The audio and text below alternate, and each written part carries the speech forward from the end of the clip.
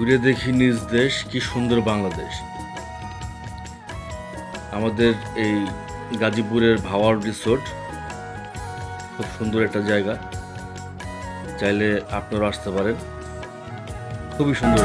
প্রতিদিন তোমায় দেখি সূর্যরা